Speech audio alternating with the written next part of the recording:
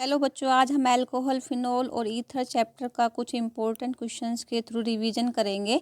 इस चैप्टर के में आपके पास में 3 पार्ट है, अल्कोहल, फिनोल और ईथर। यदि आप इनमें से किन्हीं 2 पार्ट को भी अच्छे से अगर आप कर लेते हैं तो एग्ज़ाम में आप इसके क्वेश्चंस को आसानी से अटैम्प्ट कर सकते हैं, केवल शॉर्ट क्वेश्चंस को छोड़कर, क्योंकि शॉर्ट क्वेश्चन जो है वो आपके किसी भी पार्ट में से कहीं से भी बन सकता है। बाकी जो जो ऐसे टाइप का जो क्वेश्चन आएगा वो आपको अथवा में दोनों में से मिल जाएगा। ठीक है। क्वेश्चन नंबर 1, उस एकमात्र प्राइमरी अल्कोहल का नाम बताइए जो आयोडोफोम परीक्षण देता है। तो देखो बच्चों, आयोडोफोम परीक्षण वो देते हैं जिनमें CH3CHOH समूह उपस्थित होता है। जिन अल्कोहल्स में कौन सा समूह उपस्थित होता है? CH3CHOH। ठीक है।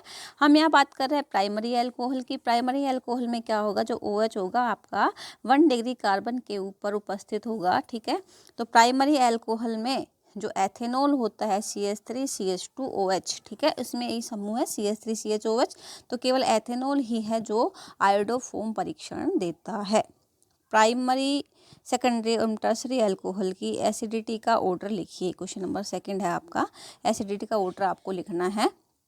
तो यदि हम एसिडिटी की बात करें तो एसिडिटी किस तरीके से शो होती है कि अल्कोहल जो होता है वो H+ आयन देता है और एसिडिटी शो करता है। ठीक है। तो H+ आयन देने की जो सबसे ज़्यादा प्रवृत्ति होती है वो प्राइमरी अल्कोहल में होती है, उससे कम सेकेंडरी में और सबसे कम टर्सरी में। तो प्राइमरी अल्कोहल जो होगा वो सबसे ज़्यादा एसिडिक होगा, उससे कम सेकेंडरी अल्कोहल और उससे कम टर्सरी। और इसमें रीजन क्या हो जाएगा कि इनमें टर्सरी अल्कोहल में जो प्लस आई इफेक्ट है वो सबसे ज़्यादा लग रहा है, क्योंकि इसमें 3 CH3 समूह है, इस वजह से इसकी एसिडिटी सबसे कम होगी। Question number 3, tertiary butyl alcohol के वाष्प को कॉपर पर से प्रवाहित करने पर क्या होता है? जब टर्सरी ब्यूटिल अल्कोहल की वाष्प को कॉपर धातु के ऊपर प्रवाहित करते हैं तो क्या होता है कि विलोपन अभिक्रिया होती है, और विलोपन अभिक्रिया के थ्रू जो मेन प्रोडक्ट है वो क्या बनता है? आइसोब्यूटिलीन, या फिर हम बोलेंगे उसको 2-मेथिल प्रोपेन। ठीक है। क्वेश्चन नंबर 4, फिनोल का क्वथनांक लगभग समान मोलर द्रव्यमान वाले एरोमेटिक हाइड्रोकार्बन से अधिक होता है, क्यों? इस चैप्टर में बेटा जो हाइड्रोजन बॉन्डिंग है और जो अनुनाद है, ये क्वेश्चन आपके आसानी से बन सकते हैं। ठीक है। तो इसमें जो आपका जो आंसर आएगा वो क्या आएगा? अंतरा आणविक हाइड्रोजन बॉन्डिंग। ठीक है। जो फिनोल होता है उसमें अंतरा आणविक हाइड्रोजन बॉन्डिंग पाई जाती है, जबकि आपके बाकी के जो एरोमेटिक हाइड्रोकार्बन्स होते हैं उनमें हाइड्रोजन बॉन्डिंग एब्सेंट होती है। इस चैप्टर में आपके अनुनाद या फिर हाइड्रोजन बॉन्डिंग से क्वेश्चन बन सकता है, इंपॉर्टेंट है, आपको याद रखना है। Question number 5, phenol ethyl alcohol से अधिक अम्लीय होता है, क्यों?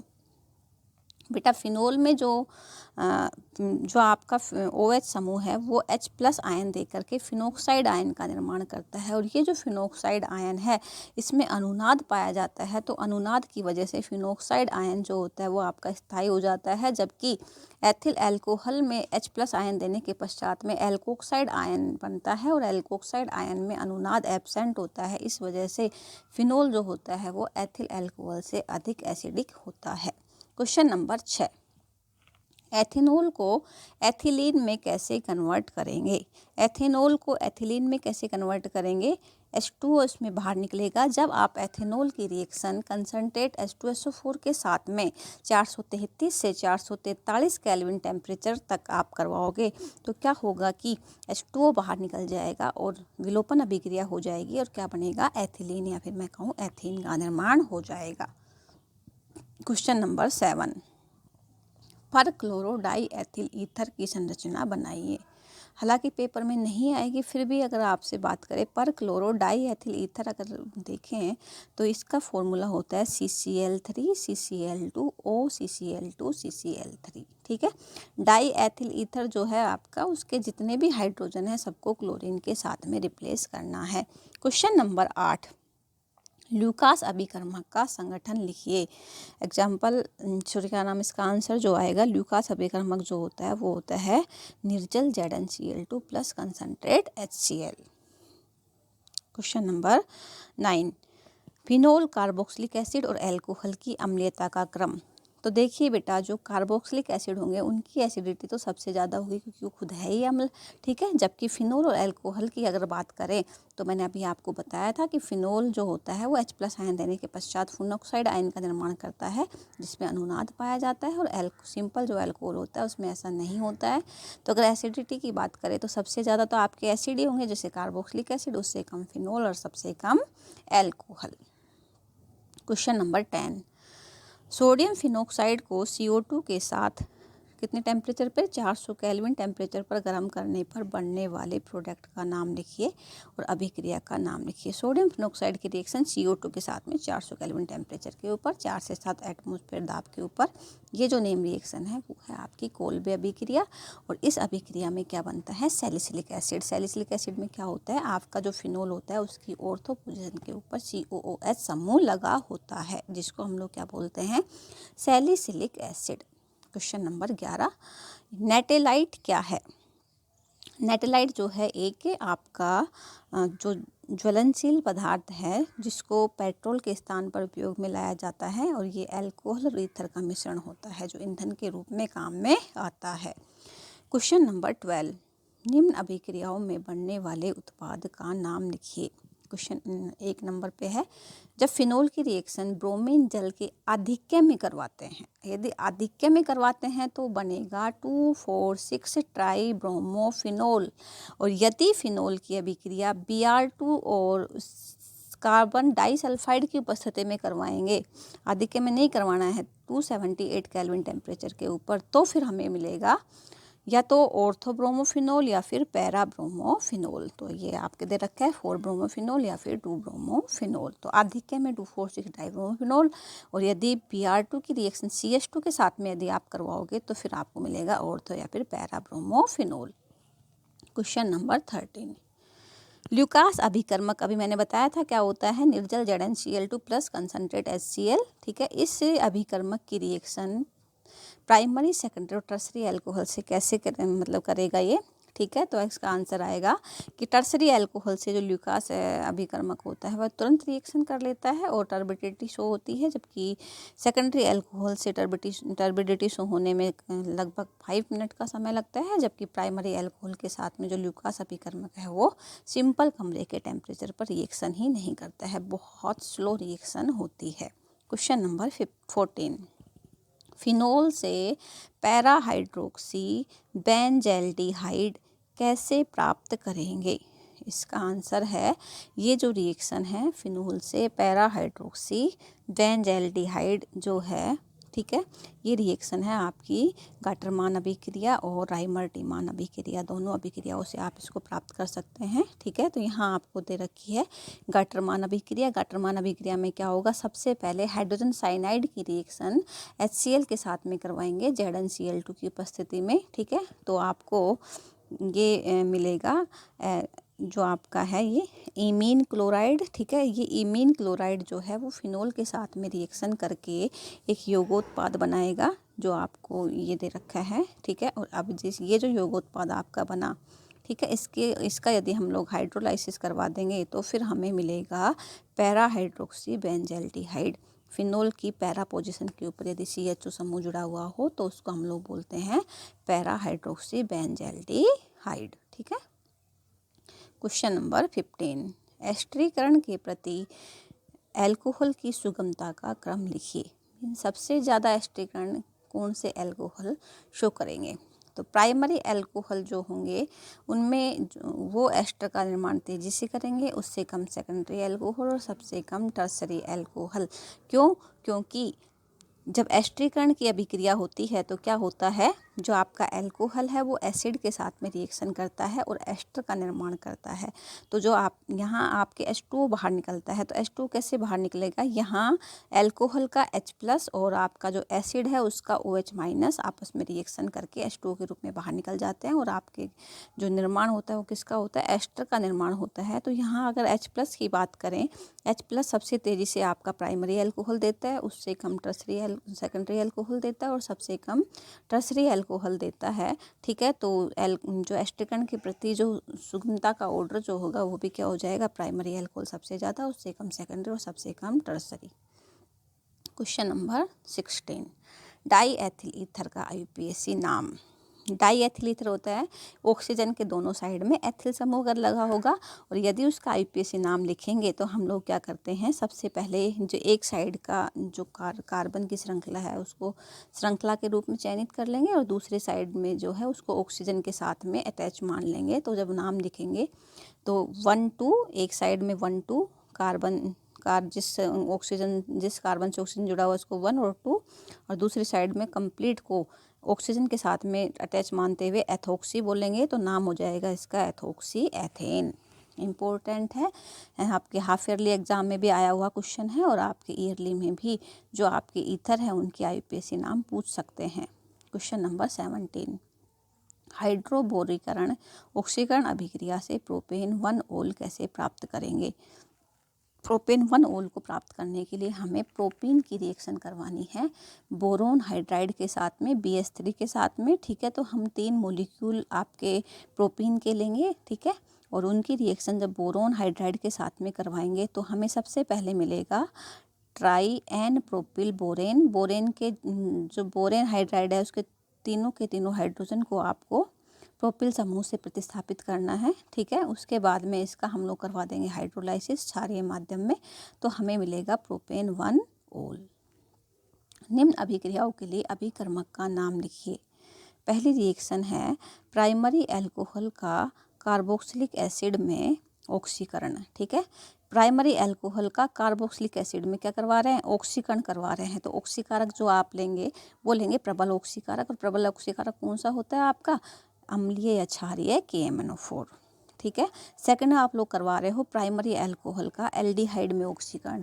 आप अब की बार एसिड में नहीं करवा रहे, एल्डिहाइड में ऑक्सीकरण करवा रहे हैं, तो आपको प्रबल ऑक्सीकारक की जरूरत नहीं है। तो एक आपके ऑक्सीकारक होता है PDC, पिरिडीनियम डाइक्रोमेट, ठीक है, जिसके थ्रू आप प्राइमरी अल्कोहल को एल्डिहाइड में ऑक्सीकृत कर सकते हैं। बेटा ये ऑक्सीकारक जो हैं वो आपको डायरेक्टली याद रखने हैं, ठीक है, इनमें समझाने का कुछ नहीं है।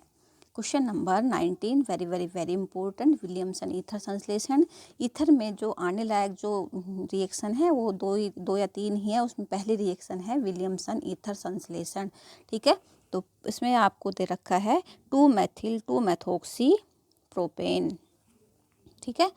तो यहाँ आपको दे रखा है ये जो आपको ये जो प्रोडक्ट दे रखा है यही है आपका 2-मेथिल 2-मेथोक्सी और प्रोपेन, ठीक है। तो ये आप कैसे प्राप्त करेंगे, इसके लिए हमें क्या करना है, कार्बन और ऑक्सीजन जो है, ठीक है, कार्बन सॉरी क्या नाम है ये, ऑक्सीजन और CH3 के बीच का बॉन्ड तोड़ना है, ठीक है। और एक साइड में आपको लगाना है Na, और दूसरे वाले जो CH3 है उसके साथ में लगाना है Br, ठीक है। तो ये आपके मिल जाएंगे क्रियाकारक। ये आएगा आपके सोडियम 2-मेथिल 2-प्रोपोक्साइड एक क्रियाकारक, और दूसरा आएगा आपके ब्रोमो एथेन, ठीक है। जब इन दोनों की रिएक्शन करवाओगे तो NaBr बाहर निकल जाएगा और आपको मिलेगा 2-मेथिल 2-मेथोक्सी प्रोपेन। बेटा ये आपको याद रखना है, ठीक है। दूसरा आपसे बनवा रहा है एथोक्सी बेंजीन। एथोक्सी बेंजीन क्या होगी, बेंजीन उसके बाद में O और CH2CH3, तो एथोक्सी जो OCH2CH3 इसको बोलेंगे एथोक्सी, और एक साथ में है बेंजीन। तो इसको कैसे प्राप्त करेंगे, वही आपको यहाँ से बॉन्ड तोड़ना है, कहाँ, ऑक्सीजन और एथिल समूह जो है इसके बीच का बॉन्ड तोड़ना है।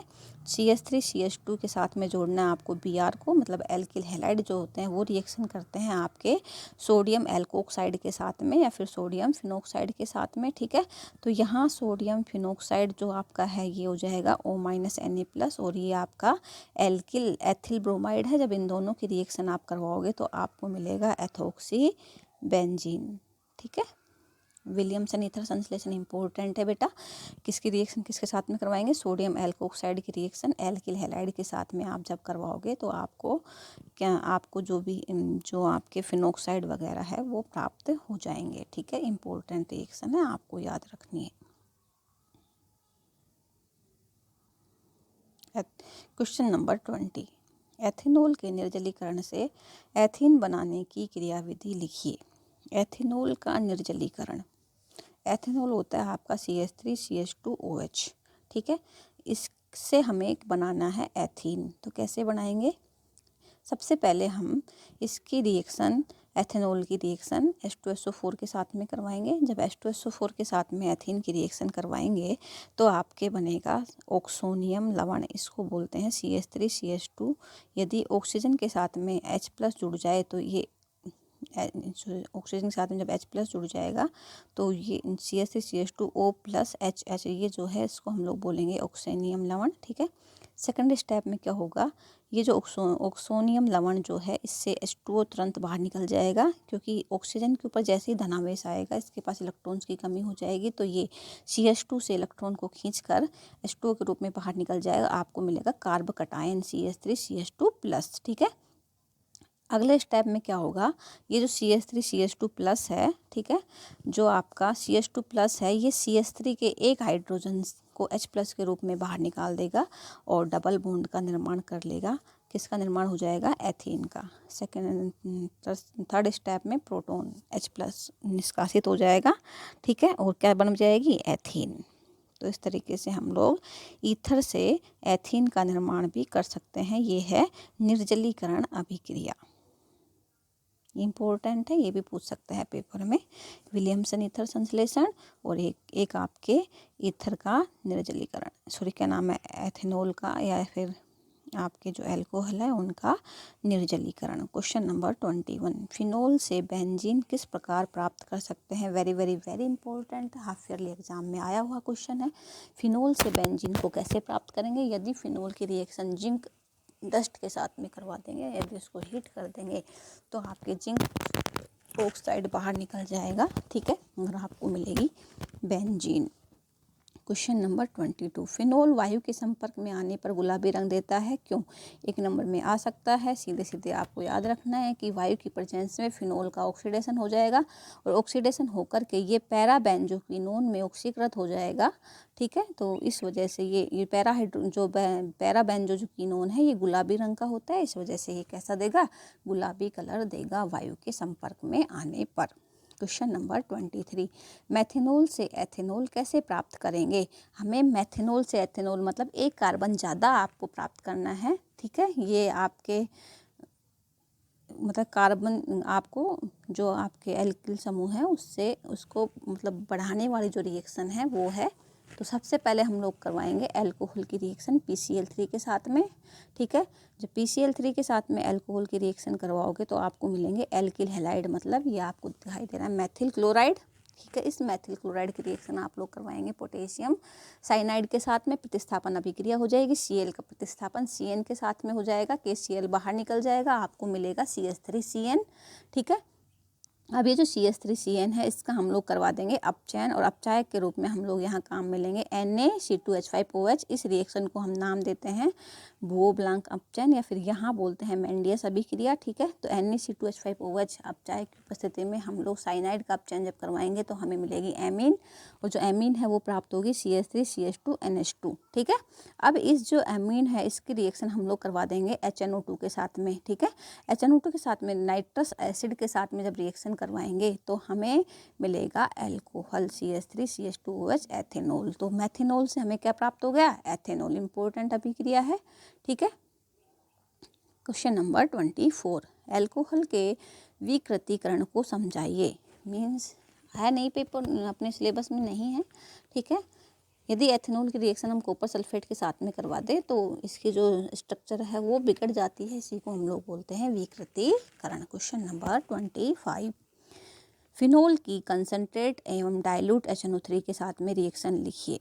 जब डाइल्यूट HNO3 के साथ में रिएक्शन करवाएंगे फिनोल की तो आपकी होगी इलेक्ट्रॉन्स नहीं प्रतिस्थापन अभिक्रिया, और जो इलेक्ट्रॉन्स नहीं प्रतिस्थापन अभिक्रिया है वो होगी आपकी ऑर्थो और पैरा के ऊपर, तो आपको मिलेगा ऑर्थो नाइट्रोफिनोल और पैरा नाइट्रोफिनोल। लेकिन यदि आपने फिनोल की अभिक्रिया कंसनट्रेट HNO3 के साथ में करवाई, इंपॉर्टेंट अभिक्रिया है, वेरी वेरी वेरी इंपॉर्टेंट, तो आपको मिलेगा पिक्रिक एसिड, और पिक्रिक एसिड होता है आपका 2,4,6 ट्राई नाइट्रोफिनोल। आपसे पूछ सकता है कि ये चूंकि है तो फिनोल, फिर भी ये इसको हम लोग अम्ल बोल रहे हैं, तो क्यों बोल रहे हैं, क्योंकि इसमें तीन आपके -R प्रभाव दर्शाने वाले समूह जुड़े हुए हैं, जिसकी वजह से OH का जो H+ है वो तेज़ी से H+ के रूप में बाहर निकलता है, तो ये बहुत तीव्र एसिडिक रिएक्शन शो करता है, इस वजह से इसको हम लोग क्या बोल रहे हैं, एसिड, और इसका नाम क्या है, पिक्रिक एसिड। इम्पोर्टेंट अभिक्रिया है। क्वेश्चन नंबर 26, ग्रेनियर अभिकर्मक से 1 डिग्री एल्कोहल कैसे प्राप्त करेंगे। इम्पोर्टेंट अभिक्रिया है बेटा ये भी। यदि फॉर्मेल्डिहाइड की रिएक्शन आपने ग्रेनियर अभिकर्मक के साथ में करवा दी तो यहाँ आपको नाभिक में ही योगात्मक अभिक्रिया करवानी है, ठीक है। CH3 प्लस जो है आपके पहले कार्बन के ऊपर अटैक करेगा और आपके ऑक्सीजन के ऊपर जुड़ जाएगा MgBr, तो ये बन जाएगा आपके CH3CH OMgBr। इसका आप करवा दोगे हाइड्रोलाइसिस, तो हाइड्रोलाइसिस करवाने के पश्चात में आपको मिलेगा 1 degree alcohol. Question number 27, alcohol जल से दुर्बल अम्ल है, क्यों। देखिए बेटा, एल्कोहल होता है ROH और वाटर होता है HOH, ठीक है। HOH में कोई भी +I प्रभाव दर्शाने वाला समूह नहीं है, जबकि ROH में जो एल्किल समूह है उसका प्रभाव कौन सा होता है, +I प्रभाव होता है। तो +I प्रभाव दर्शाने के कारण ऑक्सीजन के ऊपर इलेक्ट्रॉन घनत्व बढ़ जाता है, तो ऑक्सीजन को जो हाइड्रोजन है उससे इलेक्ट्रॉन की लेने की ज़रूरत नहीं पड़ती है, जबकि H2O में ऐसा नहीं होता है। इसी वजह से एल्कोहल जो होता है वो H2O से दुर्बल अम्ल है। पूछ सकता है आपसे H2O प्रबल अम्ल है जबकि एल्कोहल एक दुर्बल अम्ल है। प्लस आपको कारण बताना है एल्किल समूह का +I प्रभाव। क्वेश्चन नंबर 28, एल्कोहल की रिएक्शन PCl5 के साथ में करवाने पर, बेटा ये आपके एल्किल हैलाइड के निर्माण की विधि है। एल्कोहल की रिएक्शन जब PCl5 PCl3 या फिर SOCl2 वगैरह के साथ में जब आप लोग करवाओगे तो आपको मिलेंगे एल्किल हैलाइड, ठीक है। तो यहाँ आपको मिलेगा क्लोरो एल्केन, ठीक है। ये आपके है एल्किल हैलाइड के निर्माण की विधि। क्वेश्चन नंबर 29, सैलिसिलिक एसिड को सोडा लाइम के साथ गर्म करने पर क्या उत्पाद प्राप्त होता है। यदि हम लोग सैलिसिलिक एसिड की रिएक्शन सोडा लाइम के साथ में करवाएंगे तो इम्पोर्टेंट है याद रखना, सोडा लाइम जो होता है, ठीक है, इसमें आप NaNO2 + HCl, ठीक है, इसके मिश्रण को हम लोग बोलते हैं सोडा लाइम, ठीक है। तो ये सोडा लाइम जो होता है ये CO2 को बाहर निकालने का काम करता है, डीकार्बोक्सिलेशन का काम करता है। तो जैसे ही आप सैलिसिलिक एसिड की रिएक्शन सोडा लाइम के साथ में करवाओगे तो ऐसे जो आपका सैलिसिलिक एसिड है उसमें COH का समूह जो है वहाँ से CO2 बाहर निकल जाएगी और आपको मिलेगा फिनोल। क्वेश्चन नंबर 30, इम्पोर्टेंट अभिक्रिया है फ्रिज पुनर्विन्यास। फ्रिज पुनर्विन्यास में क्या होता है कि फिनोल की रिएक्शन एसिटिल क्लोराइड के साथ में जब आप करवाओगे तो आपको मिलेगा फेनिल एसीटेट HCl बाहर निकल जाएगा, ठीक है। ये जो फेनिल एसीटेट है वो निर्जल AlCl3 के साथ में जब आप इसकी रिएक्शन करवाओगे और साथ ही नाइट्रोबेंजीन भी लेनी है तो इसमें क्या हो जाता है, रीअरेंजमेंट हो जाता है, ठीक है। आपका जो ये CH3C डबल बॉन्ड O जो समूह है वो ऑर्थो और पैरा पे आकर के जुड़ जाता है। यहाँ थोड़ा सा गलत दे रखा है, यहाँ CH3C डबल बॉन्ड O समूह ही जुड़ेगा, ये बाद का जो O है वो नहीं आएगा, ये बीच वाला O, जैसे ये जो आपका पैरा है ना इस तरीके का ही आपके ऑर्थो पे जुड़ेगा, C double bond O CH3, ठीक है। इसको आप करेक्ट कर लेना तो आपको 2 प्रोडक्ट मिलेंगे आपके, ठीक है। इसे हम लोग बोलते हैं फ्रिज पुनर्विन्यास। पुनर्विन्यास रिएक्शन होती है ये, ठीक है। सबसे पहले फेनिल एसीटेट का फिर पुनर्विन्यास होगा, ठीक है। तो आपको ये जो प्रोडक्ट मिलेंगे 2, इसी को हम लोग बोलते हैं फ्रिज पुनर्विन्यास। देख लेना कोर्स में है कि नहीं है, मुझे एग्जैक्ट आइडिया नहीं है कि ये नेम रिएक्शन अपने सिलेबस में है कि नहीं। Question number 31, die ethyl ether का हैलोजनीकरण प्रकाश की उपस्थिति में करने पर बनने वाले उत्पाद का नाम लिखिए। डाई एथिल ईथर जो होता है वो होता है आपके ऑक्सीजन के दोनों साइड एथिल समूह। यदि इसकी रिएक्शन हम जो क्लोरीन है उसके आधिक्य में करवा दे, एक्सेस में करवा दे, तो इसके जितने भी हाइड्रोजन हैं उनका सबका प्रतिस्थापन क्लोरीन के साथ में हो जाएगा। तो आपको मिलेगा CCl3 CCl2O CCl2 CCl3, ऊपर आया था आपको पर क्लोरो डाईएथिल ईथर, ठीक है, वो आपको प्राप्त हो जाएगा। तो पर क्लोरो डाईएथिल ईथर में क्या होगा, डाईएथिल ईथर के जितने भी हाइड्रोजन है आपको सबको क्लोरीन के साथ में रिप्लेस कर देना है। क्वेश्चन नंबर 32, प्रोपीन के जलयोजन से बनने वाले एल्कोहल का नाम लिखिए। प्रोपीन जो होती है वो होती है आपकी CH3 CH double bond CH2, ठीक है। इसके ऊपर जब आप जलयोजन करवाओगे तो जलयोजन जो होगा वो आपके होगा मार्कोनिकोफ नियम के अनुसार, मीन्स जो आपका रिएजेंट है H2O उसका जो OH- पार्ट है वो उस कार्बन पे जाकर के जुड़ेगा जिसके ऊपर हाइड्रोजन की संख्या कम है, ठीक है। तो आपके 2 डिग्री कार्बन के ऊपर जाकर के ये जुड़ जाएगा तो आपको मिलेगा प्रोपेन 2 ओल। और जो हाइड्रोजन है आपका वो 1 डिग्री कार्बन पे जा करके जुड़ जाएगा। योगात्मक अभिक्रिया है ये।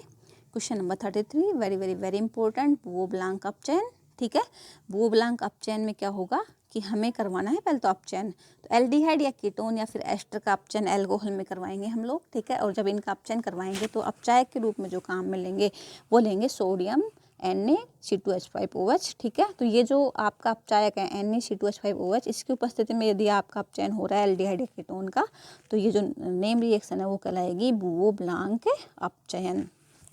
क्वेश्चन नंबर 34 एल्कोहल से एल्केन्स कैसे प्राप्त कर सकते हैं। एल्कोहल से प्राप्त करना है एल्केन। यदि एल्कोहल की रिएक्शन HI के साथ में रेड फास्फोरस की उपस्थिति में यदि आप लोग करवा दें तो आपको मिलेंगे alkene plus I2 plus H2O। ठीक है, क्वेश्चन नंबर 35 फॉस्फोरस ऑक्सीक्लोराइड व फिनोल की अभिक्रिया से बनने वाले उत्पाद का नाम लिखिए। फिनोल जो है वो है आपके बेंजीन के ऊपर OH समूह, तो 3 मॉलिक्यूल आपके फिनोल के, और फॉस्फोरस ऑक्सीक्लोराइड इसका फॉर्मूला होता है POCl3। तो यदि आप रिएक्शन करवाओगे तो POCl3 के तीनों Cl 3 मॉलिक्यूल लेंगे आप फिनोल के, उनके हाइड्रोजन के साथ में रिएक्शन करके HCl के रूप में बाहर निकल जाएंगे, तो आपको मिलेगा ट्राइफेनिल फॉस्फेट। ठीक है,